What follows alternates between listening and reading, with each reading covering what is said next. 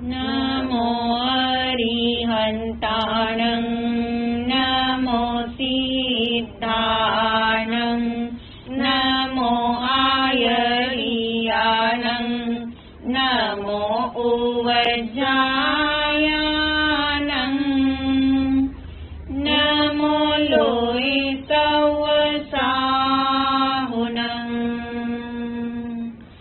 एसो पंच नमोकारो सव पावपनासनो मंगलानं च सवेसिं पडमं हवै मंगलम् मंगलानं च सवेसिं पडमं हवै मंगलम् निजात्मा को नमो नमो शुद्धात्मा को नमो नमो ध्रुवात्मा को नमो नमो ज्ञानात्मा को नमो नमो सहजात्मा को नमो नमो ज्ञानात्मा को नमो नमो सहजात्मा को नमो नमो आत्मा ही देव है आत्मा ही गुरु है आत्मा ही परम धर्म है आत्मा ही परिपूर्ण है आत्मा ही परम धर्म है आत्मा ही परिपूर्ण है मैं हूँ आत्मा शुद्ध आत्मा को नमन मैं हूँ आत्मा शुद्ध आत्मा की शरण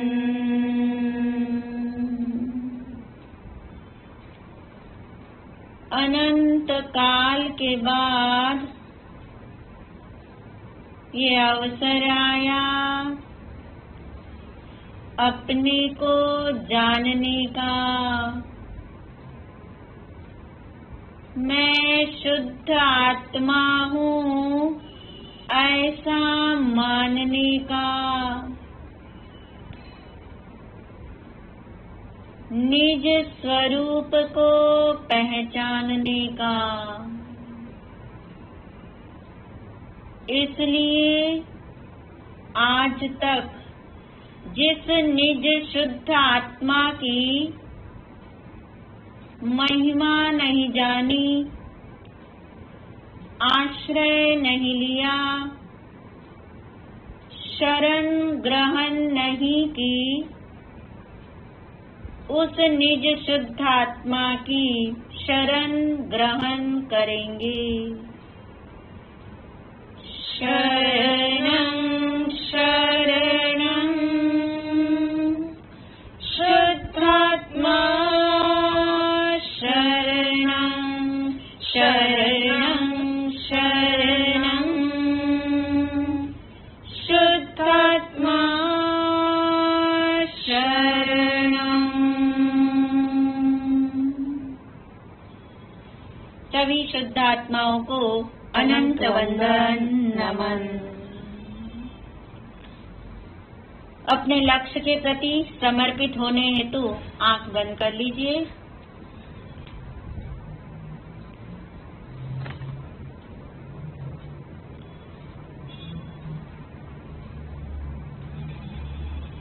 उद्देश्य के प्रति सजगता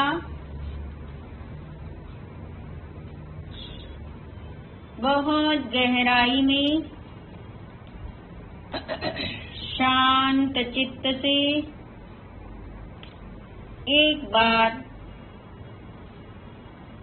लक्ष्य को गहरा करेंगे।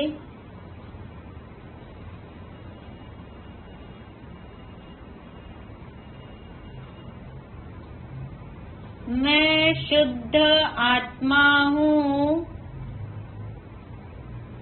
ऐसा मुझे निर्णय करना है। मैं शुद्ध आत्मा हूँ, ऐसा मुझे निश्चय करना है।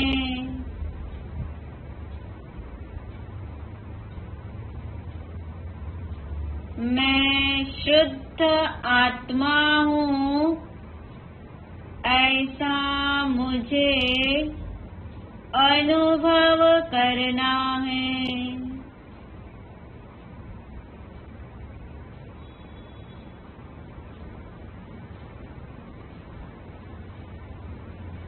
इस लक्ष्य के प्रति एकाग्र रहते हुए प्रसन्नता के साथ आंखें खोल सकते हैं। मिरर नाउ के सेशन में 16, 17 और 18 इन 3 सेशन की पार्ट 2 में आज के दिन परावर्तना है। पार्ट 1 हमारा पिछली बार हो गया, अभी पार्ट 2 की परावर्तना है। आप देखिए, ये परावर्तना ऐसा प्रोसेस है हम सब के लिए जैसे चबाना। चबाने पे क्या होता है, बारंबार डॉक्टर लोग ये सलाह देते हैं खाना चबा चबा के खाना चाहिए। जितनी बार आप चबाते हो उतनी बार वो खाना क्या होता है आपके लिए ऐसा सहज डाइजेस्ट हो सके, इसके लिए तैयारी है। तो ये भी क्या है परावर्तना, ये शब्दों को दोहराना, ये समझ को पक्की करना, ये बारंबार परावर्तना करना, ये भी चबाने वाला प्रोसेस है। और उस चबाने में समझ गहरी होती है, जल्दी से डाइजेस्ट होता है। और खाना जब डाइजेस्ट होता है तो शक्ति महसूस करते हैं, तब शक्तिवान अपने आप को महसूस करते हैं। ऐसे ही बारंबार की ये परावर्तना हमें समझ को गहरा करने में मदद करती है। और ये अध्यात्म के अंदर विषय ही ऐसा है कि एक बार में तो पूरा ग्रहण ही नहीं होता। और नंबर 2, रुचि हमारी अप डाउन होती रहती है। जब हम प्रारंभ करते हैं अध्यात्म को तब रुचि कितनी तीव्र होती है, और फिर वो रुचि हमारी धीरे धीरे पसरती जाती है अन्य जगह भी, और रुचि मंद न हो जाए इसके लिए भी ये परावर्तना है। समझ को पक्का करने के लिए परावर्तना है। तो इसलिए इन 3 सेशन के अंदर जो आपने सुना, जो आपने समझा, जो आपको याद रहा, जो आपको समझ में आया, उसके बारे में क्या अंदर में बोध पिरोया गया है, उसी की ये परावर्तना अब आपके सामने। देखिए महाराज श्री जी क्या नई टाइप लेके आए होंगे और आपको किस तरह से उसके उत्तर देने, उसके लिए तो आप तैयार हैं। तैयार तो आप सदा रहते हैं क्योंकि पूर्व तैयारी आपकी बहुत सुंदर होती है। मतलब सबसे पहले ये शैली ये है,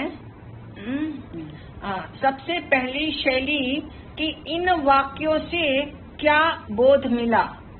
वाक्य बताए जाएंगे, कोई विधान सामने आपके आएंगे और उसको 3 पॉइंट्स के अंदर उस विधान को आपने एक्सप्लेन करना है कि इस विधान से मैंने क्या ग्रैब किया, मैंने क्या अपनी अंडरस्टैंडिंग को डेप्थ दिया, मैंने अपनी अंडरस्टैंडिंग को कितना एलिवेट किया। उसके ऊपर आप पाएंगे कि आपके अंदर ही अंदर आप देखेंगे कितना चेंजेस आपके अंदर आ रहे हैं। यानी ये चेंजेस लाने नहीं है, ये सहज आने वाले हैं। और इसलिए जो सहज आएगा वो प्रयास गम्य बिल्कुल नहीं होगा, और जो प्रयास गम्य नहीं होगा वो आपको थकान नहीं देगा, वो आपको ऊब नहीं देगा, वो आपको उत्साह देगा। और इसलिए सबसे पहला इम्पोर्टेंट वाक्य आपके सामने आ रहा है, मैं कर्म से युक्त हूँ फिर भी कर्म से मुक्त हूँ।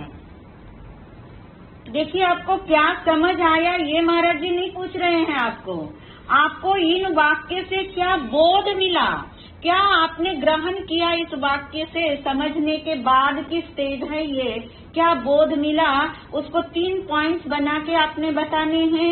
यदि आप चाहो तो 1 पॉइंट बता करके भी आप अपना जो आपने ऑडियो या वीडियो जो भी आपने अनम्यूट किया होगा वो बोल के आप म्यूट कर सकते हैं। और यदि कोई 3 पॉइंट बताना चाहे तो बहुत ही सुंदर 3 पॉइंट्स भी बताए जा सकते हैं।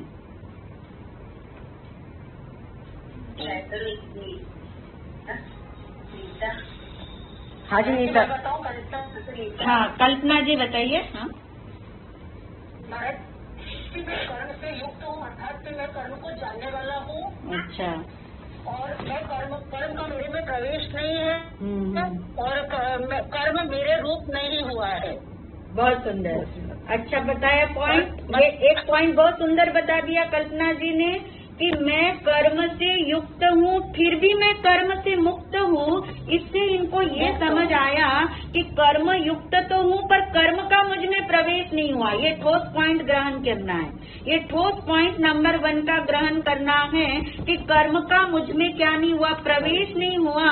प्रवेश तो बहुत दूर की बात है, कर्म मुझे छुए भी नहीं है, छुए तक भी। हाँ छुए तक भी नहीं। क्यों नहीं छुए हैं मुझे, जब प्रवेश ही नहीं हुआ।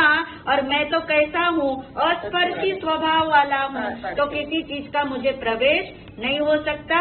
बहुत सुंदर 1 पॉइंट कल्पना जी ने बता दिया। दूसरा पॉइंट नीता जी ने बताना हो तो क्या बोध मिला है हमें, क्या बोध मिला। अब ये वाला पॉइंट की इर्द गिर्द वाला मत बताना, इसके अलावा का बताना। मतलब कर्म होते हुए भी अब ये कॉन्फिडेंट आ गया कि मैं शुद्ध हूँ अभी भी। अच्छा। कर्म होते हुए भी मैं शुद्ध हूँ। हाँ, हाँ। और इन कर्मों से मैं भिन्न हूँ। मैं कर्मों से भिन्न हूँ होगा और चले जाएंगे। ठीक है, यानी ये भाव पकड़े हम नीता जी को ऐसा समझ कर सकते हैं कि मैं कर्म से युक्त दिखता हूँ। सही शब्द क्या इसके लिए, मैं कर्म से युक्त दिखता हूँ परंतु मैं हूँ तो कैसा, कर्म मुक्त हूँ। मैं कर्म है बोध नंबर पॉइंट नंबर 1 था, कर्म मुझे छुए नहीं या कर्म का मुझ में क्या नहीं है, प्रवेश नहीं है। नंबर 2 का बोध हमने लिया कि मैं कर्म युक्त दिखता हूँ परंतु मैं कर्म मुक्त ही हूँ, ऐसा बोध आपको मिला। बहुत सुंदर। और एक बोध बता सकते हैं आप, और किसी को बताना हो। संदीप मैं ट्राई करूँ। हाँ संदीप बताओ। हाँ कर्म तो हमारा टेम्परेरी है लेकिन मैं अखंड हूँ। मैं अखंड हूँ। बहुत सुंदर, यानी कर्म तो टेम्पररी है, टेम्पररी का मतलब उसका उदय भी टेम्पररी है और सदा काल वो रहने वाले नहीं है। बहुत सुंदर, क्योंकि बाहर से आए हैं कर्म और जो बाहर से आया है वो बाहर ही जाने वाला है, बाहर ही रहने वाला है। और मैं अखंड स्वरूप ऐसा की ऐसा रहने वाला हूँ। इसके अतिरिक्त किसी ने बताना हो, सुरेश जी। हाँ अनम्यूट करिए पहले। स्वभाव की अपेक्षा से मैं कर्म मुक्त हूँ। हाँ हाँ। और पर प्रभाव से मैं कर्म से युक्त हूँ। अच्छा। पर प्रभाव की अपेक्षा से मैं कर्म युक्त हूँ और स्वभाव की अपेक्षा से मैं कर्म मुक्त हूँ। बिल्कुल, यानी सुरेश जी को हम इस तरह से पुटअप कर सकते इनकी बात को। ये कहना चाहते कि बाह्य दृष्टि से यानी पर्याय दृष्टि से, ठीक बात है, पर्याय दृष्टि से या बाह्य दृष्टि से कर्म युक्त है। यदि बाहर से देखते हैं तो कर्म युक्त दिखते हैं परंतु द्रव्य दृष्टि से देखेंगे, अंतर्दृष्टि स्वभाव दृष्टि से देखेंगे। बहुत सुंदर, अंतर्दृष्टि से मुक्त ही हूँ, यानी इतना बोध आपने पक्का किया। देखिए कैसे कैसे पॉइंट आप निकाल के लाए हैं। बहुत ही सुंदर, अच्छी आपकी अनुमोदना है सबकी। फिर से एक बार, मैं युक्त हूँ फिर भी मैं कर्म मुक्त ही हूँ, है ना। नंबर 1, कर्म का मुझ में प्रवेश नहीं क्योंकि मैं अस्पर्शी हूँ, मैं अबद्ध स्वभाव वाला हूँ, कर्म मुझ में प्रवेश कर ही नहीं सकते। नंबर 2 पे हमने जाना मैं कर्म युक्त दिखता हूँ परंतु कर्म मुक्त ही मैं रहता हूँ। दिखना और रहने का भेद समझ आया, और दृष्टि से भी समझ आ गया नंबर 3 पे कि पर्याय की दृष्टि से देखेंगे, बाहर की दृष्टि से देखेंगे तो कर्म से युक्त दिखेंगे, परंतु अंतर की दृष्टि से देखेंगे, द्रव्य दृष्टि से देखेंगे तो मैं इस समय भी सिद्ध समान हूँ, मैं कर्म से क्या हूँ, मुक्त ही हूँ। बहुत सुंदर। नंबर 2 दूसरा प्रश्न है, दूसरा वाक्य है, निज शुद्ध आत्मा की शरण से ही सम्यक दर्शन होता है।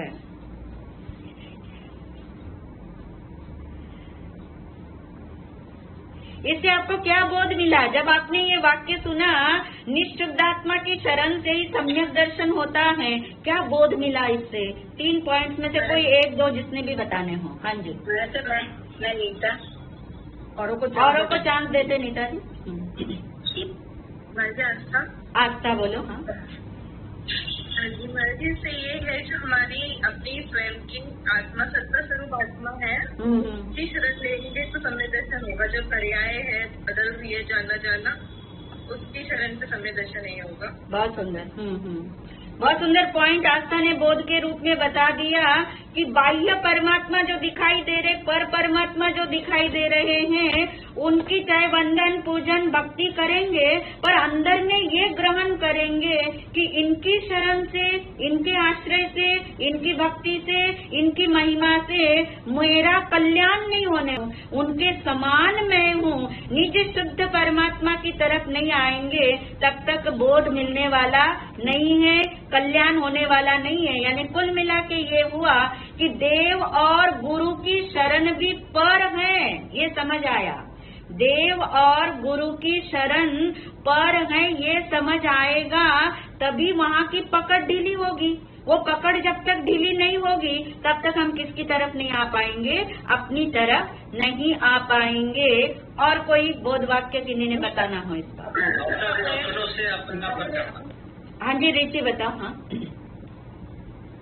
महाराज जी, जिसका अनुभव करना है उसी को दृष्टि में रखना पड़ेगा, तभी प्राप्ति होगी। तभी प्राप्ति होगी। यानी इसी से जो आस्था का पॉइंट था उसी पॉइंट को गहरा किया गया है ऋषि के द्वारा।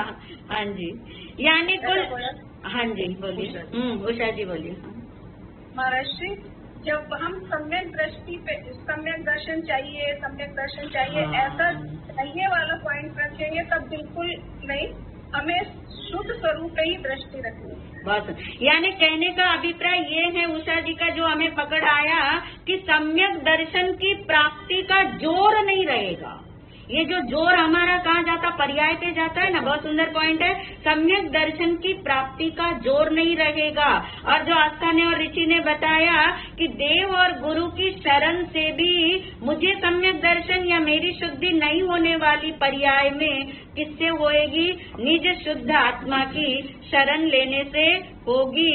और कोई तीसरा मुख्य पॉइंट कोई बताना चाहे तो नाम बताए, वाक्य ना बोले, नाम बता के बोले। आवाज नहीं आ रही है? आप अपना नेट चेक कर लीजिए जिनको आवाज नहीं आ रही। हाँ जी बोलिए, कौन बोल रहे हैं? महाराज जी।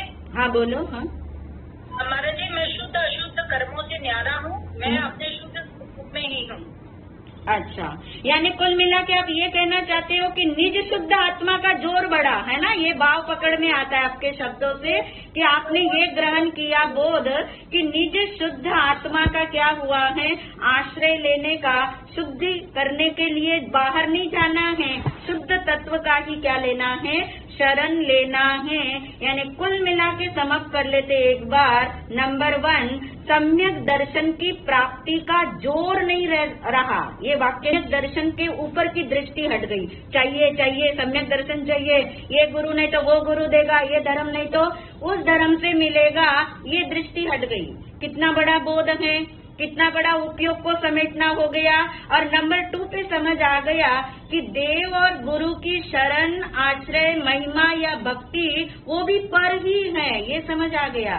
और नंबर 3 पे ये समझ आ गया कि निज शुद्ध आत्मा का ही फोकस करना है। उसी को दृष्टि में लेना है, उसी की महिमा गानी है, बारंबार स्व का गोलन करना है। यानी आज तक जिसकी महिमा नहीं आई थी उसकी क्या हुई, महिमा आई। ये सबसे बड़ा बोध मिला और तभी स्व का आश्रय लिया जाएगा। बहुत सुंदर। नंबर 3, तीसरा वाक्य। ज्ञान अप्रभावित रहता है। ज्ञान अप्रभावित रहता है। हमारे सामने निधि में ट्राई करूं? हाँ बोलिए। हाँ, ज्ञान अप्रभावित, क्योंकि उसमें ना किसी का प्रवेश है और ना वह जिस चीज को जानता है उस स्वरूप भी नहीं होता, इसलिए उससे ज्ञान पर किसी का भी प्रभाव नहीं रहेगा। वो केवल जानेगा ही। बिल्कुल ठीक है। यानी ये कहना चाहते हैं निधि जी, इनके अभिप्राय को हम वन वर्ड में, एक लाइन में बना लेते हैं। ये कहना चाहते हैं कि ज्ञान जो है वो जानता है, ज्ञान जानता है, जाता नहीं है ना। ज्ञान जानता है, ज्ञान जाता नहीं है। ज्ञान में जो जानने में आता है वो ज्ञान में आ नहीं जाता है, और ज्ञान जिसे जानता है ज्ञान उस तरफ जाता नहीं है, इसलिए वो कैसा रहता है, अप्रभावित रहता है। बहुत सुंदर, एक बोध समझ आ गया। और कोई बोध किसी ने बताना हो?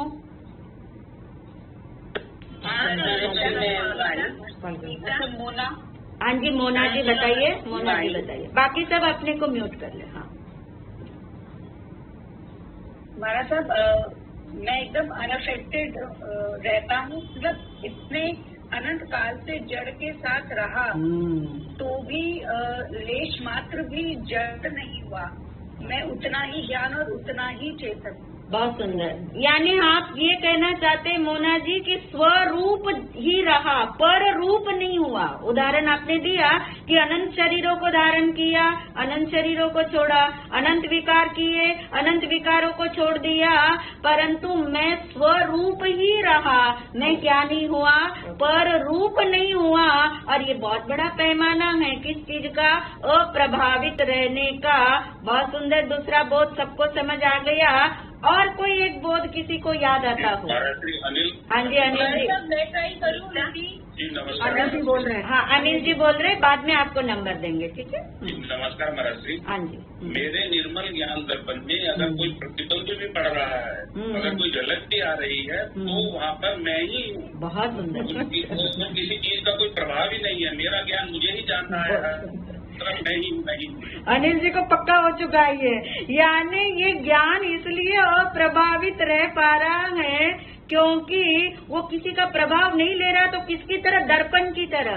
दर्पण में चाहे आग झलके दर्पण गर्म नहीं होता, दर्पन में चाहे बर्फ झलके दर्पण ठंडा नहीं होता। दर्पण कैसा रहता है, अप्रभावित। तो मैं ऐसा ज्ञान दर्पण हूँ जहाँ पे जो भी प्रतिभाषित हो रहा है, प्रतिबिंबित हो रहा है, उसका कोई प्रभाव मुझ पर इसलिए नहीं आता क्योंकि मैं अपने को ही जान रहा हूँ, मैं अपने को ही जान रहा हूँ। इसलिए मैं दूसरे का प्रभाव ले ही नहीं सकता, लेता ही नहीं हूँ।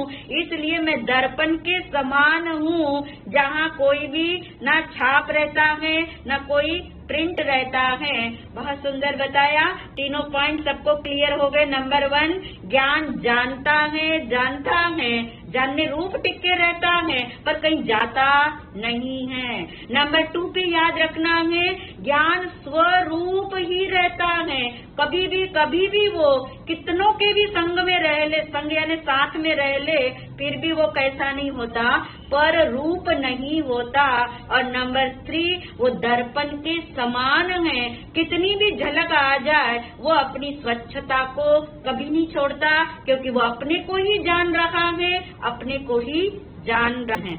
हाँ जी पारुल, मुझे बिल्कुल पारुल की शक्ल ही सामने थी कि मुझे लगा इसका उत्तर पारुल ही देगी क्योंकि उसके अंदर ये वाक्य शुरू से ही बहुत ज्यादा गहरा बैठा हुआ है।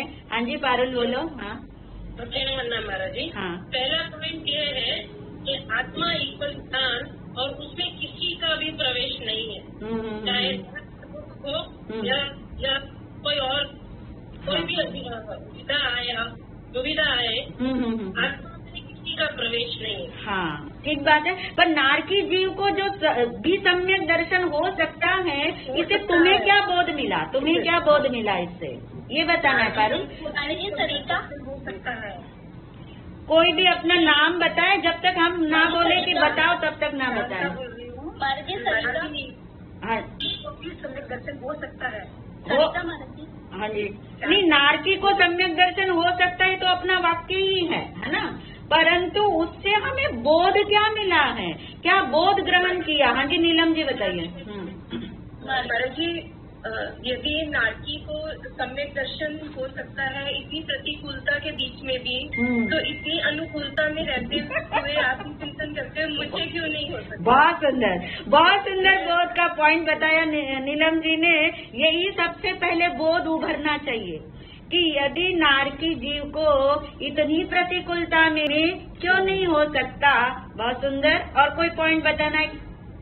हाँ जी सरिता जी बता दे पहले, इसके अलावा का कोई पॉइंट था सरिता जी आपका? पहले आप बता दो, उसके बाद। हाँ वैसे तो ये पॉइंट सेम ही था, लेकिन ये था कि हमें तो निमित्त देव शास्त्रों का निमित्त भी मिला हुआ है। हाँ बहुत सुंदर सरिता जी ने पॉइंट पकड़ा कि यानी देव गुरु की वाणी वहाँ नहीं है, निमित्त वहाँ नहीं है, और सरिता जी धर्म क्रिया करने का भी कोई अवसर वहाँ पे नहीं है। हाँ बिल्कुल सुंदर है, यानी देव गुरु का निमित्त नहीं, धर्म क्रिया करने का अवसर नहीं, फिर भी उन्हें वहाँ सम्यक दर्शन हो सकता है। तो मुझे तो देव गुरु शास्त्र सारा कुछ मिले हैं। बहुत सुंदर। और कोई पॉइंट किन्हीं को याद आ रहा हो तो बता सकते हैं। हाँ बोधकी बताओ। हाँ वास्तव हमेशा जब नारकी दर्शन को सम्यक दर्शन का यही हमेशा बहुत लगता है कि आपने बताया हुआ एवरी टाइम सम्यक दर्शन हर जगह एवरी वन को हो सकता है और एवरीवेयर हो सकता है। तो हमेशा यही बहुत मिलता है कि जब नारकी तो इस जगह हो सकता है, तो कोई ऐसा वो नहीं है। हाँ ठीक बात है, मतलब आपको ये कि उसको एवरी टाइम हो सकता है।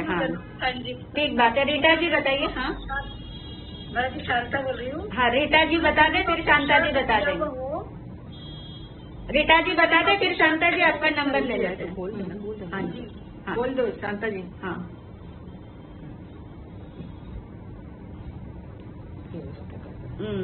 आप अनम्यूट करिए।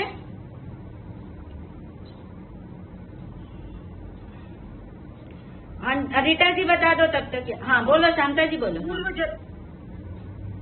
पूर्व जन्म का पुरुषार्थ किया हुआ हो तभी नारद के अंदर संचित प्राप्त कर सकते हैं। बहुत सुंदर। हाँ यानी शांता जी हाँ बिल्कुल पकड़ आ गया आपका पॉइंट। आप ये कहना चाहते हैं कि मतलब नारकी के नरक के अंदर नारकी को ऐसे मुफ्त में सम्यक दर्शन नहीं हो जाता, ये शांता जी बताना चाहते हैं। पहले उसने यह मेहनत कर रखी हो, पहले यह चिंतन कर रखा हो, प्रयास कर रखा हो, साधना कर रखी हो, और इतनी साधना कि सम्यक दर्शन के बिल्कुल करीब थे और उम्र कम पड़ गई और उम्र नरक की बंधी हुई थी, तब जाकर के वहाँ सम्यक दर्शन होता है। ये बोध रहना बहुत जरूरी है।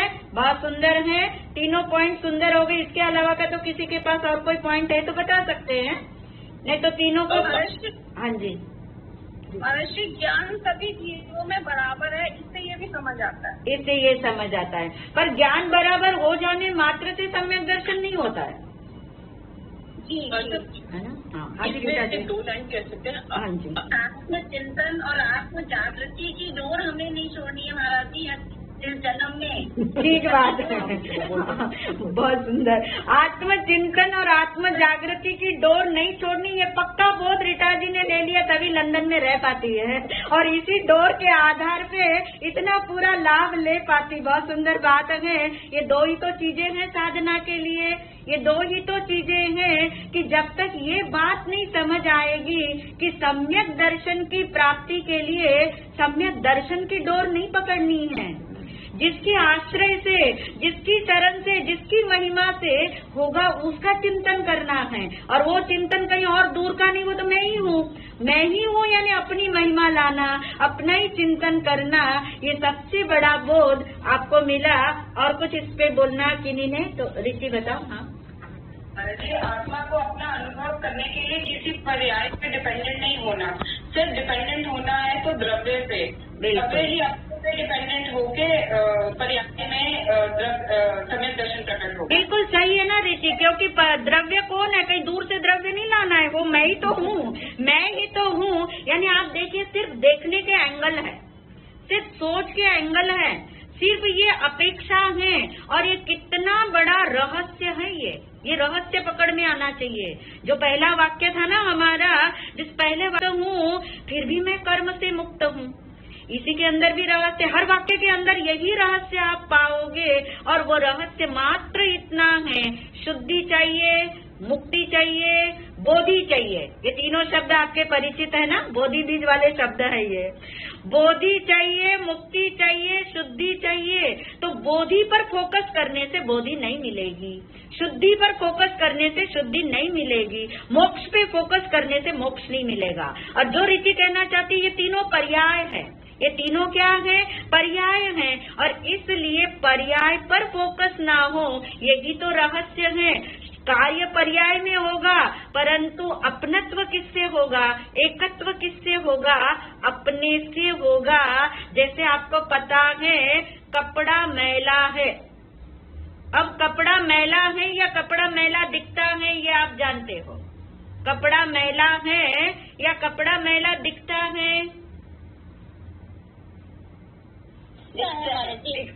दिखता है। अब देखिए कैसा कॉन्फिडेंस है आपके अंदर ये शब्द बोलने के लिए।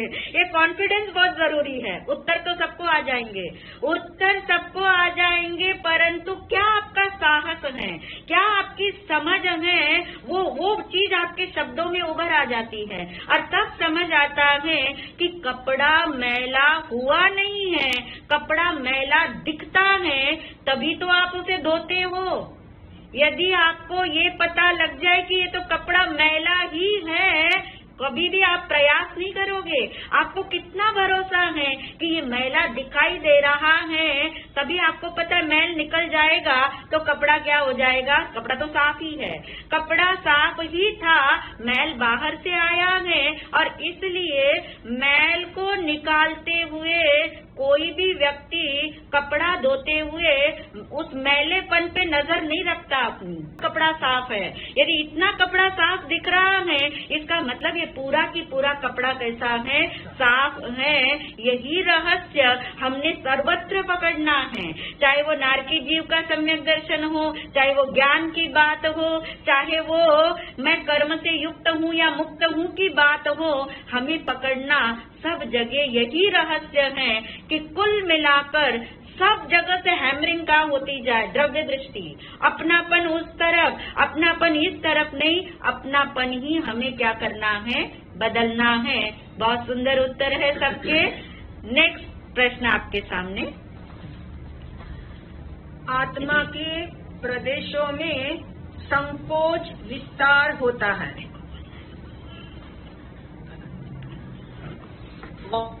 सर मैं निधि, मैं बोलूं? औरों को चांस देते निधि जी। हाँ जी। और कोई? नीता। इसके अतिरिक्त कोई आवाज है? रचना बोलिए। हाँ, आत्मा के प्रदेशों में संकोच के यदि जब आप ये वाक्य सुनते हो, इससे आपको बोध क्या मिला? मेरे आत्मा के स्वरूप में कोई अंतर नहीं आता। हाँ। चाहे आत्मा कहीं भी हो, निगोद में हो या किसी भी शरीर में हो, उसके गुणों में स्वरूप में कोई अंतर नहीं आता। बहुत सुंदर। यानी रचना जी ये कहना चाहती है कि जो संकोच और विस्तार है वो आत्मा का स्वभाव है। संकोच विस्तार आत्मा का क्या है, स्वभाव है। इसलिए चाहे वो कहीं भी चली जाए तो उसके गुणों में या उनके प्रदेशों में घटबढ़ नहीं होती है। बहुत सुंदर। और आगे किसी ने बताना हो, दूसरा कोई बोध मिला हो तो बता सकते। अच्छा, मैं एक बार ट्राई कर सकती हूँ? हाँ बोलिए। कौन बोल रहे थे? प्रीति। हाँ जी प्रीति बोलो। हाँ जी प्रीति बोला। प्रीति आप बोलिए। हाँ शिल्पी बोलो। असंख्यात, असंख्यात प्रदेशी ये आत्मा है, संकोच विस्तार इसका स्वभाव है, परंतु वो असंख्यात प्रदेश कभी भी खंड खंड नहीं होते। जैसे नारकी के अंदर आपने सुना है ना, नरक के वर्णन जब हमने किया तब आपको याद होगा कि उनका जब जन्म ही जब होता है तब कैसा होता है, खंड खंड रूप होता है ना, शरीर के खंड खंड हो जाते हैं, पर आत्म प्रदेशों के खंड खंड उनके नहीं होते, स्वरूप अखंड रहता है। ये शिल्पी ने बहुत सुंदर इसका बोध बता दिया। और कोई पॉइंट किसी ने बताना हो?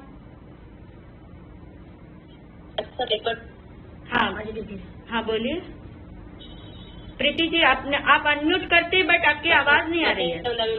हाँ जी बोलिए। हाँ ये तो सुनते ना, नहीं आवाज की क्लैरिटी नहीं आ रही है। हाँ आवाज, हाँ जी हाँ नंदिता जी बताइए। हाँ आत्मा के प्रति अहोभाव आता है। आत्मा के प्रति अहोभाव आता, क्या सुन के अहोभाव आया? कि इतने अनंत अनंत गुणों वाली जो मतलब ये जो जहाँ हम बाहर ढूंढ रहे थे आत्मा को, वो जब आत्मा के बारे में जब इतने प्रदेशों, आत्मा के अनंत प्रदेशों, उनके अनंत गुणों के बारे में पता चलता है, तो उसका जो विस्तार है उसके बारे में पता चलता है, तो अहोभाव आता है अपने आत्मा, मतलब मेरे प्रति, मेरी आत्मा के प्रति। ठीक बात है, आपको अनंत गुणों के प्रति, वैभव के प्रति अहोभाव आता है, इतना याद रखना, आपको पता होगा। पर अभी बोलने में शायद मिस्टेक हो गई है। आत्मा के जो प्रदेश है ना वो असंख्यात है और जो गुण है वो अनंत है, ये सबने याद रखना है। प्रदेश असंख्यात नहीं, आपको पता है प्रदेश असंख्यात है और गुण कितने हैं? अनंत हैं। तो अनंत गुणों की महिमा आती है और असंख्यात प्रदेश अखंड ही रहते हैं, ये पता लगता है, तब भी आत्मा की महिमा आती है। संकोच विस्तार वाला स्वभाव जानते हैं, तब भी आत्मा की महिमा आती है। बहुत सुंदर बताया आपने। हाँ जी नंदिता जी बोलिए। जी असंख्यात देशों में अनंत गुण है, हर एक गुण में अनंत धर्म है, लेकिन इस संकोच विस्तार स्वभाव के कारण उन गुणों में, उन धर्मों में कुछ खटपट नहीं होती है। बहुत सुंदर, नंदिता जी ने तो अपना ढांचा फिक्स करके रखा है कि अब वो नंदिता भूल गई है, अब वो समझती मैं असंख्यात प्रदेशी हूँ, मेरे एक एक प्रदेश में अनंत गुण है, एक एक गुण के अंदर अनंत शक्तियाँ हैं, ऐसा मैं वैभव संपन्न हूँ और किसी भी गति जाति स्थिति में चला जाए, न प्रदेश के गड़बड़ होती है और न गुणों की गड़बड़ होती है। चाहे चींटी बनो, चाहे निगोद में चले जाए, चाहे सिद्धालय में चले जाए, यानी साधना के लिए इसमें बहुत बड़ा एक रहस्य भरा है। साधना के एंगल से बता दें, साधना में जो बल आता है इस वाक्य के आधार पे आता है कि जो ये असंख्यात प्रदेश मेरे हैं वे कभी भी पर में नहीं जाते। आप देखिए कोई मुनिराज जो जंगल में साधना करते हैं, उनका जो आत्मबल इतना तीव्र रहता है, वो किस वजह से रहता है? इसी चिंतन के आधार पे कि यदि कोई शेर आकर के इस चमड़ी को उधेड़ने लग जाए, खाने लग जाए, उनको पक्का अंदर का बल क्या रहता है कि मेरे प्रदेशों में शेर का प्रवेश ही नहीं है, मेरे आत्मा के असंख्यात प्रदेश पर रूप कभी होते ही नहीं है। जिस शरीर के पुद्गल परमाणुओं को ये मुख में ले रहा है, वहाँ तो मैं हूँ ही नहीं, वहाँ तो मैं हूँ ही नहीं। ये तो बहुत ऊंची बात हो गई। अब आप प्रयोग करके देखना, जब कोई मच्छर आपके शरीर पे बैठे, करोगे? शेर तो कोई आने वाले नहीं, जंगल में हम जाने वाले नहीं साधना करनी, ये तो प्रयोग सब कर सकते हैं। ऐसा प्रयोग करके देख सकते हैं कि ये मच्छर जहाँ बैठा है वो पुद्गल परमाणु भी मेरे अंदर में प्रविष्ट नहीं होते, तो ये इसका दंश, ये इसका काटना, ये इसका चुभन करना, ये तो कहाँ मेरे अंदर। थोड़ी देर तो चिंतन करके देखना और क्या पता हो जाए कि जहाँ ये जानने में आ रहा है वहाँ तो मच्छर भी नहीं, वहाँ तो ये शरीर भी नहीं, वहाँ तो ये दर्द भी नहीं, वहाँ तो मैं ही होते ही चले जाएंगे। बहुत सुंदर, आपको आत्मा के असंख्यात प्रदेशों के बारे में समझ आ गया। अब नेक्स्ट है अस्थिरता के काल में। अस्थिरता के काल में भी आत्मा स्थिर है। महाराज जी ने चुन चुन के आपके लिए ऐसे ऐसे वाक्य रखे हैं जो एक एक वाक्य आपको गहराई देते, सिर्फ बोध की नहीं, समझ की नहीं, साधना की भी गहराई देते हैं। फिर भी अभी भी हमारी रुचि नहीं पलटेगी तो बताइए कब पलटेगी? हाँ जी, मैं बोलूं? जीनी आप बोलो। हाँ जी। मथेन वंदानी महाराज जी, अस्थिरता के काल में भी आत्मा स्थिर रहता है। इससे मुझे ये बोध मिला कि मैं कितनी भी पर्यायों को या स्व की भी पर्यायों, बाकी सब अपने को म्यूट रखे। नीता जी म्यूट कर लो। हाँ जी आप बोलो। हाँ, कितनी भी पर को या कितनी भी स्व की भी पर्यायों को कितनी भी अलग अलग समय में जानूं तो भी मैं स्थिर रूप जानने रूप टिक कर रहती हूँ और मेरा स्वरूप जानने रूप टिक कर रहना है। बहुत सुंदर।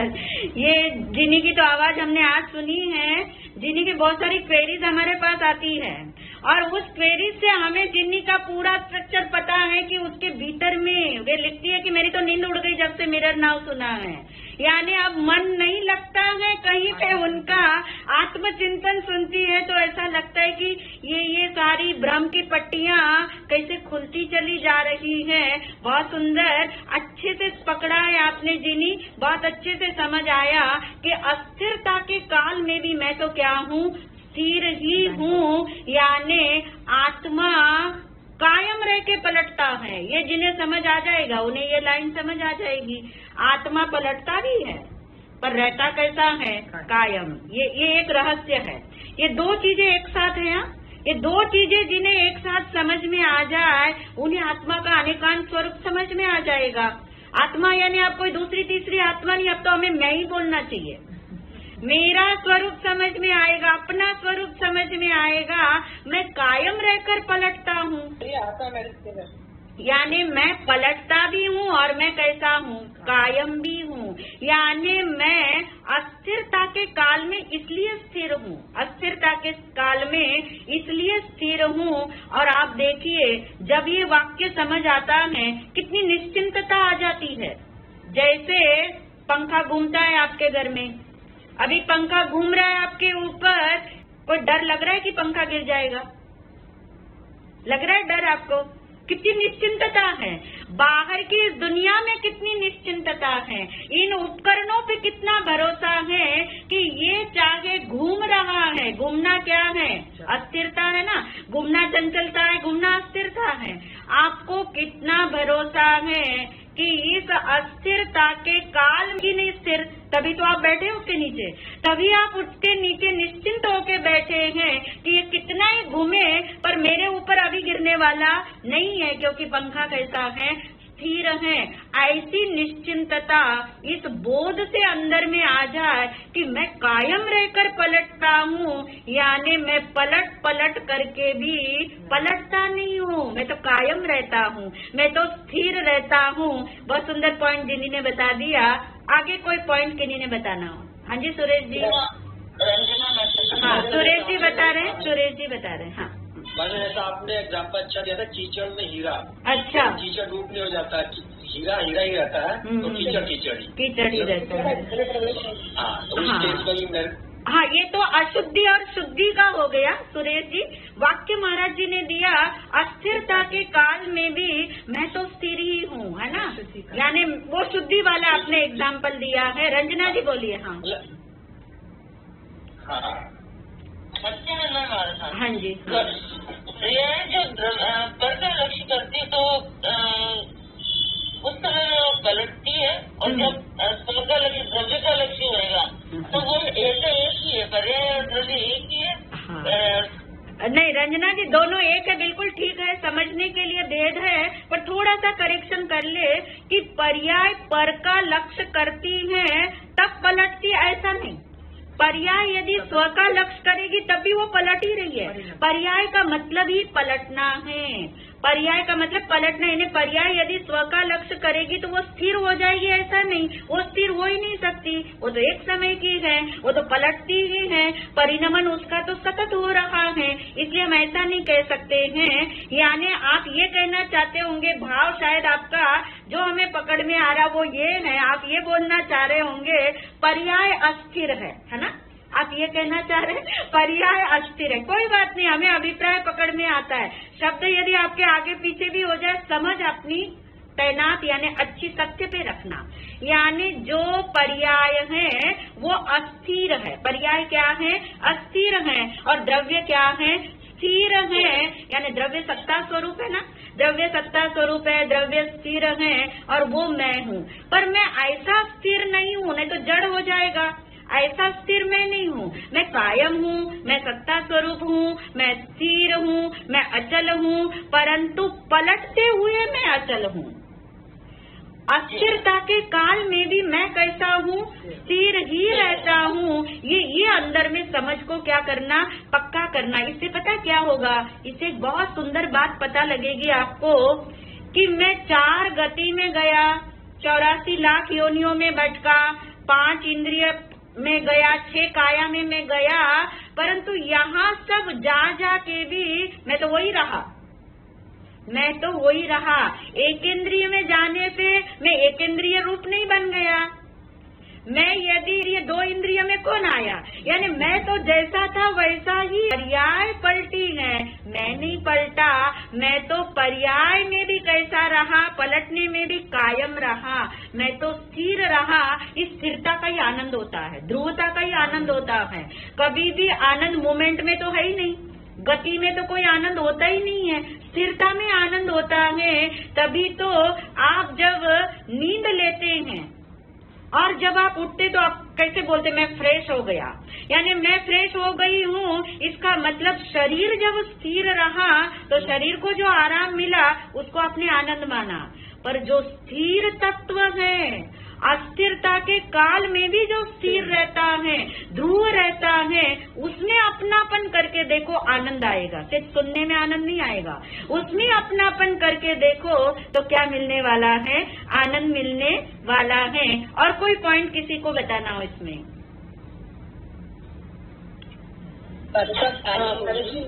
हाँ नीलम जी बोलिए। हाँ नरेश जी, मतलब ज्ञान यानी कि मैं इससे कभी भी समाप्त नहीं होऊंगा, ना ही कभी थकूंगा।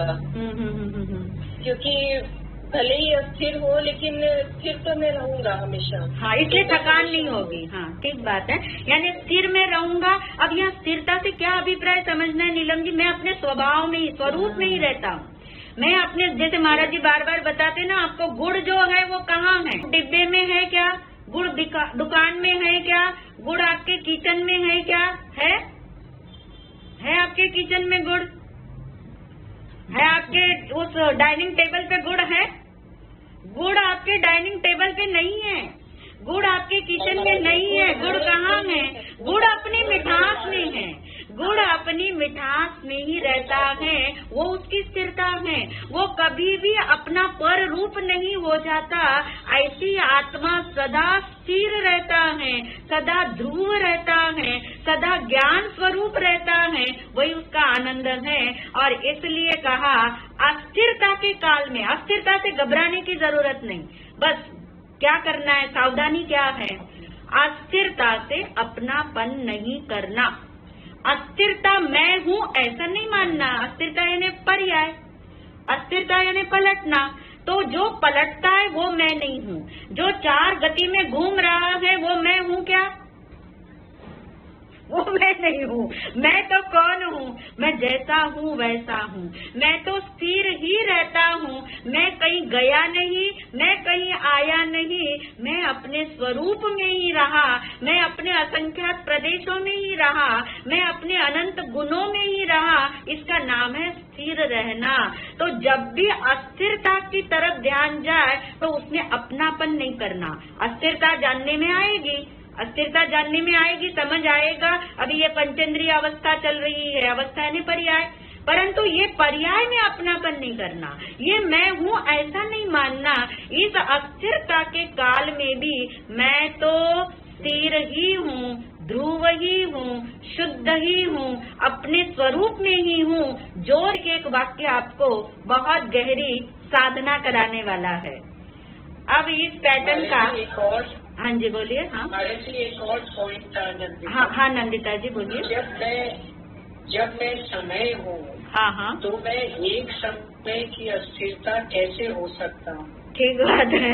मैं एक समय की अस्थिरता में जा ही नहीं सकता। मैं एक समय में अनुभव में आने वाला द्रव्य हूँ, एक समय में अनुभव में आने वाला द्रव्य हूँ, पर एक समय पर्यंत मैं नहीं हूँ, है ना।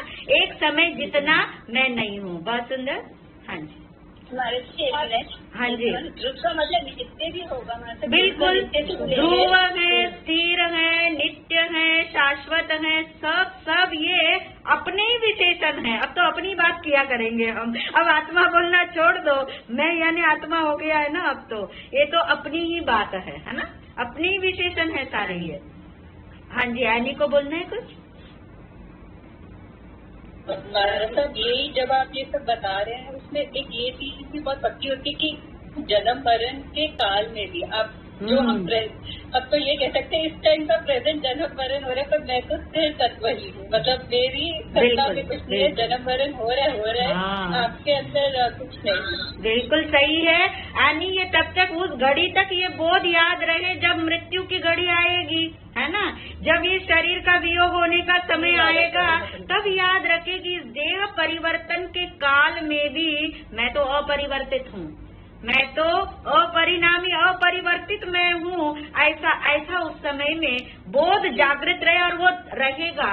क्यों रहेगा? क्योंकि अभी समझ गहरी की है, ये समझ अभी गहरी की है। वो नरक में भी याद रहना है, तो यानी अभी क्यों नहीं याद रहेगा, अवश्य रहने वाला है। सबका बोध आपने बहुत पक्का, आपने इतना पक्का करा दिया। बस यही पता है कि इसी पे ही वर्क करना और यही बहुत गहरा करना। बिल्कुल, कराने वाले हम नहीं है, तुम समझ के घनपिंड हो।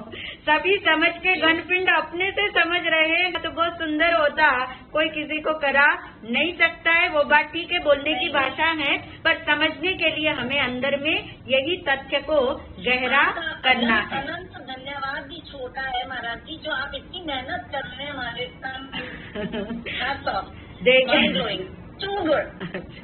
देखिए, हम आपको बता दें, हम मेहनत नहीं कर रहे हैं, हम अपनी में रमनता अपने लिए ही है और अपने लिए ही कर रहे हैं। आपके बताने से हमको समझ आएगा, ये धारणा में नहीं है। आपके साथ ये चिंतन करने से, चर्चा करने से, परावर्तना करने से हमारा बोध गहरा हो रहा है, ये हमें पता है। हमारे अंदर में जो अप्रमत्तता जागृत होती है वो गहरी होती है। वो हमारी अपनी, हम अपने लिए कर रहे, किसी के लिए नहीं कर रहे। किसी के लिए तो कोई कर भी नहीं सकता है। अब इस पैटर्न का शायद लास्ट है। हाँ जी, आत्मा का स्वरूप अनेकांतमय है। बहुत सुंदर। मैं कहती हूँ ये 7 वाक्य पे आज आप चिंतन करना। महाराज जी ने चुन चुन के वाक्य बनाए हैं और इस वाक्य से ही हर्षित हो रहा है मन सुन करके कि आत्मा का स्वरूप अनेकांतमय है। इससे क्या बोध मिला आपको? हाँ प्रिया बताओ। प्रिया, हाँ जी, आत्मा का स्वरूप अनेकांत है, यानी हमें कोई भी चीज समझनी है तो उसे अनेकांत दृष्टि से समझनी चाहिए। बहुत सुंदर। अनेकांत किसे समझ रहे हो प्रिया? यानी जैसे कि कोई भी चीज है तो ये भी सत्य है, वो भी सत्य है। जैसे कि भी आत्मा में जैसे पर्याय भी है और द्रव्य भी है, तो दोनों दृष्टि से सत्य ही है। हाँ, बिल्कुल। उसमें वो नित्य है। हाँ, यानी प्रिया ये कहना चाहते हो कि अपेक्षा से समझना है, दृष्टि से समझना। अनेकांत का मतलब ऐसा नहीं कि ये भी सत्य वो भी सत्य, ऐसा नहीं। अपेक्षा से, सत्य तो एक ही होता है, सत्य एक ही है, उसे अपेक्षा से हम ग्रहण करते हैं, अपेक्षा से हम उसे समझते हैं। जैसे ये अपेक्षा से समझने से पता क्या होता है, बहुत बड़ी चीज होती है, वो भी समझ ले। दो विरोधी चीजों को हम एक साथ समझते हैं, इतना बड़ा ये सिद्धांत है। वरना तो इस चीज से देखे तो एक ही एंगल समझ में आएगा, और एक एंगल जब समझ में आएगा तो खींचातानी होगी। एक एंगल जब समझ में आएगा तो एकांगी हो जाएंगे। इसलिए भगवान ने इतना सुंदर ये सिद्धांत दिया, और सिद्धांत ऐसा है कि आत्मा का स्वरूप ही अनेकांतमय है। आत्मा नित्य भी है, आत्मा अनित्य भी है। है ना। अभी तो हमने जाना आत्मा स्थिर भी आत्मा अस्थिर भी है, क्योंकि द्रव्य गुण पर्याय में भेद नहीं है, तो समझने के लिए हमने किए। तो आत्मा बोलेंगे तो आत्मा अपेक्षा से यानी द्रव्य अपेक्षा से नित्य है, पर्याय अपेक्षा से आत्मा क्या है, अनित्य है। इसी से निश्चय व्यवहार भी चलता है, इसी से निश्चय व्यवहार और दो विरोधी धर्म एक साथ रह सके, ऐसी ये अनेकांत की क्या है, ताकत है, अनेकांत की ये शैली है। और कोई इसमें सबको समझ आ गया अनेकांतवाद में, या और कोई समझना है इसमें किसी को? यानी 3 पॉइंट में यही आपको बोध लेना है कि आत्मा को अपेक्षा से समझना नंबर 1। ये इतना काम की चीज है, यदि आप इसको समझ लोगे एक बार कि आत्मा का स्वरूप अनेकांतमय है, यानी मुझे अपेक्षा से समझना है, मैं शुद्ध आत्मा हूँ, मैं शुद्ध आत्मा हूँ, ये तो एकांत से ग्रहण कर लोगे तो फिर निश्चयाभासी बनने के चांस आ जाते हैं। इसलिए अपेक्षा से इसे ग्रहण करना है, और अपेक्षा से ग्रहण करेंगे कि अशुद्धि है, पर्याय में अशुद्धि है, परंतु वो मेरा टॉपिक नहीं है, वो मेरा कार्य नहीं है। जो अशुद्धि जिसमें है वो कार्य करे, मुझे कार्य नहीं करना है, ये समझ आ जाएगा। इसका नाम अनेकांत स्वरूप से यानी अपेक्षा से समझना।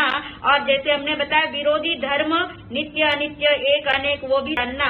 निश्चय व्यवहार ये भी इसी से समझ आ जाता है। निश्चय व्यवहार के अंदर उत्पाद व्यय जो है वो भी समझ आ जाता है, वो पर्याय का स्वरूप है। और ध्रुवता किसका स्वरूप है, मेरा स्वरूप है, ये भी समझ आ जाता है। ये अनेकांतमय ये स्वरूप है। बहुत सुंदर बोध सबने ग्रहण किया। अब महाराज जी आपको प्रयोगात्मक कुछ कराने वाले हैं। बिल्कुल 10 मिनट में महाराज जी आपको बता देंगे। ऐसे पॉइंट चुन के रखे हुए हैं जिसमें आपको प्रयोग समझ में आ जाएंगे। हाँ जी वाणी जी कुछ कह रहे? महाराज जी मेरे को ये समझना था कि निश्चय और व्यवहार मतलब व्यवहार से उत्पत्ति और व्यय है और निश्चय से ध्रुव है, आत्मा ध्रुव है, स्थिर है ना। अब उत्पाद व्यय यानी क्या वाणी जी, पर्याय है ना। जो एक एक समय पलटना हो रहा है ना, वो उत्पन्न हो रही नष्ट हो रही, वो कौन है, पर्याय है। ठीक हो क्या?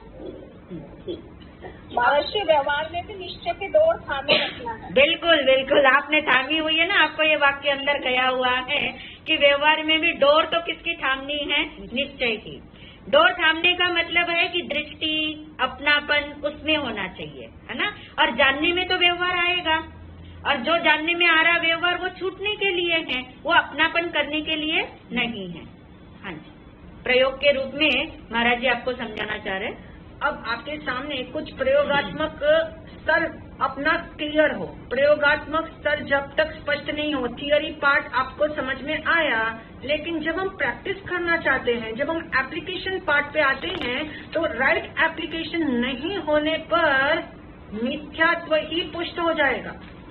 यदि समझ में आने पर भी शाब्दिक रूप से समझ आया, बौद्धिक रूप से बात घटानी भी आ गई लगो, तो उस समय right theme, right application, right moment पे और राइट थिंकिंग से नहीं कही जाएगी, तो हमारा फेथ जो है वो राइट नहीं होगा, यानी वो मिथ्यात्व ही पुष्ट हो जाएगा। और इसलिए अभी हम कुछ प्रयोग की चर्चा करेंगे स्वरूप के बल पर। स्वरूप के बल पर क्या चिंतन आप उस सर्कमस्टेंसेस में करोगे। नंबर 1, प्रयोग नंबर 1, अब पहले जैसा याद नहीं रहता, है ना प्रॉब्लम। बहुतों की शिकायत यही रहती, पहले जैसा याद नहीं रहता। पहले बहुत याद रहता था, अब याद नहीं रहता। ऐसा यदि बार बार विचार आता हो, बार बार आपको किसी की बात ऐसी सुननी पड़ती हो कि बार बार आपको कहता है मेरे को याद नहीं रहता, याद नहीं रहता, उस समय आप क्या प्रयोग करोगे। जब आप सोचोगे तब भी क्या करोगे, और वो बोलेगा तब क्या करोगे। और पॉइंट वाइज ही बताइएगा, पॉइंट वाइज ही बताइएगा, है ना। नंबर 1, हाँ कौन बोलेगा। वाणी जी बोलिए। हाँ, डॉक्टर वाणी बोलना चाहिए। नहीं महाराज जी, अभी वाणी बोली है, डॉक्टर वाणी जी को नहीं। सलाम महाराज जी। अब पहले जैसा याद नहीं रहता। ये सबसे पहला पॉइंट है कि ये कर्म का उदय है कि मुझे पहले जैसा याद नहीं रहता। ज्ञान कर्म का उदय है। दूसरा पॉइंट ये कि ये मेरे जानने में आ रहा है कि मुझे पहले जैसा याद नहीं रहता। और तीसरा पॉइंट ये कि मैं उसको जानने वाली हूँ। मतलब ये जो जानने में आ रहा है जानने वाला सत्ता रूप दिखता है वाली मैं। बहुत सुंदर। यानी सबसे पहले हमने ये कहा कि स्वरूप के बल पर आपको निर्णय करना होगा। जिस समय ऐसी कोई सिचुएशन आपके सामने हो उस समय स्वरूप के बल को बढ़ाने का ताकत अंदर से लानी है, पुष्टि उसकी करनी है। तो नंबर 1 आपको जब ये ख्याल आया, विचार है कि पहले से याद ही नहीं रहता, ऐसा विकल्प आपको आया तो साथ ही विचार करो कि स्मरण शक्ति मेरा स्वरूप नहीं है। स्मरण शक्ति मेरा स्वरूप नहीं है, कर्म का फल है तो। और मैं कर्म के फल से न्यारा हूँ, मैं वो हुई नहीं। यानी स्मरण शक्ति पहले बहुत तेज थी, तब भी मैं नहीं था, तब भी वो मेरी नहीं थी। यानी वो मेरा स्वरूप ही नहीं है। ऐसा अंदर में यदि हम स्वरूप का बल पुष्ट करें तो ऐसे अवसर ढूंढना, ऐसे अवसर लेना। तो नंबर 1 स्वरूप शक्ति, स्मरण शक्ति जो है वो मेरा स्वरूप नहीं है। नंबर 2 पे ये चिंतन कर सकते हैं कि यदि स्मरण की मैं कहीं से कमजोर नहीं हुआ, मुझे जानने में आया, इसका मतलब का जो पावर है वो कमजोर नहीं हुआ। स्मरण शक्ति मेरा जानने का जो पावर है वो कहीं से भी कमजोर नहीं हुआ। ऐसी ताकत भरना। और तीसरी बात, स्मरण शक्ति आज है कमजोर हो गई है, कल बहुत कमजोर भी हो जाए, पर मैं तो जैसा हूँ वैसा ही रहता हूँ, जैसा हूँ वैसा ही रहता हूँ। मैं तो अखंड ही रहता हूँ। ढंग से अपने को मोटिवेट करे, अपने आत्म बल को पुष्ट करे। अपने आत्म बल को पुष्ट करने से बार बार ये थॉट आता है याद नहीं रहता, वो अपने आप ही जो है ना कमजोर होकर के चला जाएगा। नंबर 2,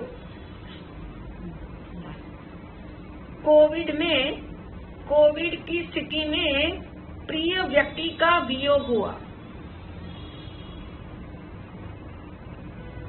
कोविड के कारण प्रिय का वियोग हुआ।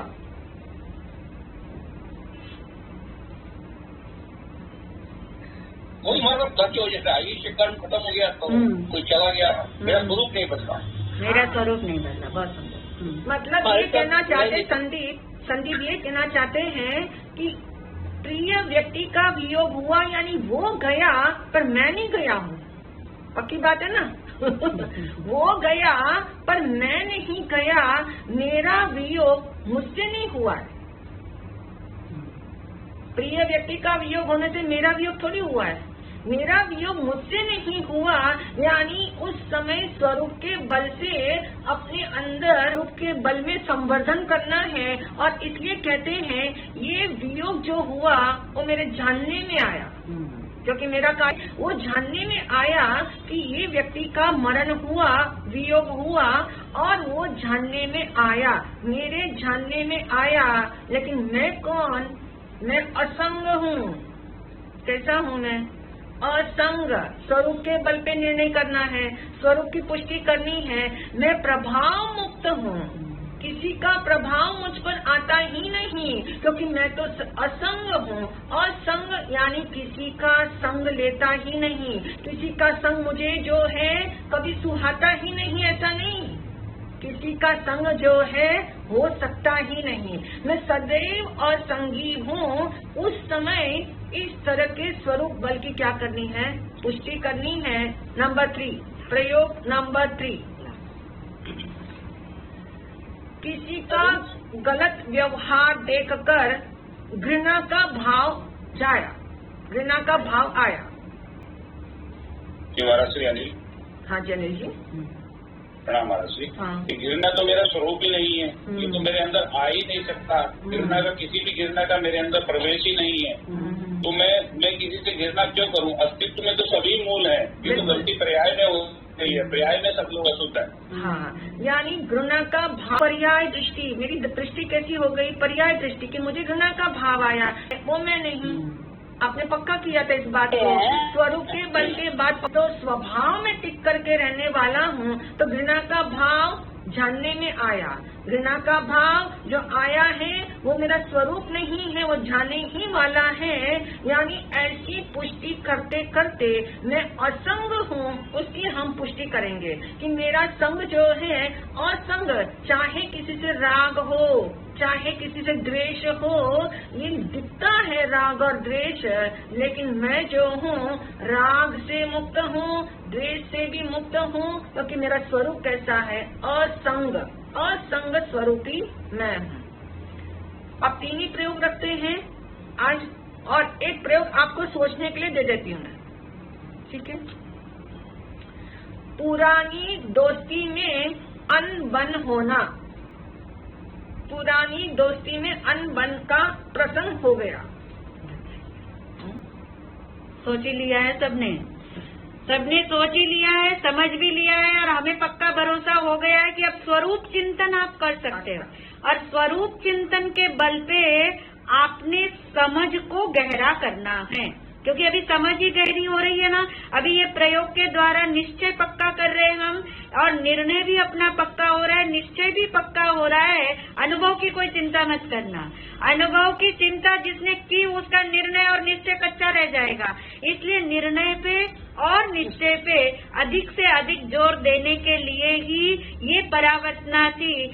11 से 15 सेशन में जिसकी कोई जिज्ञासा कोई रह गई हो उसका समाधान होगा, और 11 से 15 ये सेशन की एक बार फिर से परावर्तना होगी बोनस के अंदर, और उसमें हम ये पाएंगे, अभी बता देते आपको हम क्या पाने वाले हैं। हम ये पाएंगे कि आपका कॉन्फिडेंस लेवल, आपका रुचि का लेवल, यानी आपके उत्तर देने से आपकी पहचान नहीं है, आपकी रुचि, आपकी समझ, आपका साहस, और जो आपको क्लैरिटी, क्योंकि कॉन्फिडेंस क्यों शब्द यूज किया हमने, क्लैरिटी इज कॉन्फिडेंस, क्या आपको क्लैरिटी उसके अंदर आई है, और उसके बल पे जब आप ऐसा बोलते हो कि मैं ये हूँ ही नहीं, वो बल देखिए कैसा बल होगा आपका। ये जो दिख रहा है ये मैं हूँ ही नहीं, और वो बल कैसे स्वरूप के आधार पे निकलता है, समझ के आधार पे निकलता है, रुचि का ग्राफ कैसे तीव्र होता है, ये सब हम आपके अंदर पाने वाले हैं। वो हमें पक्का भरोसा है, और हम सब आपके लिए भावना भी ये बातें हैं कि सब इसके लिए तैयार रहे, और भी चिंतन करें, और चर्वन करें, और चबाना है, ताकि अंदर में समझ गहरी हो, पक्की हो,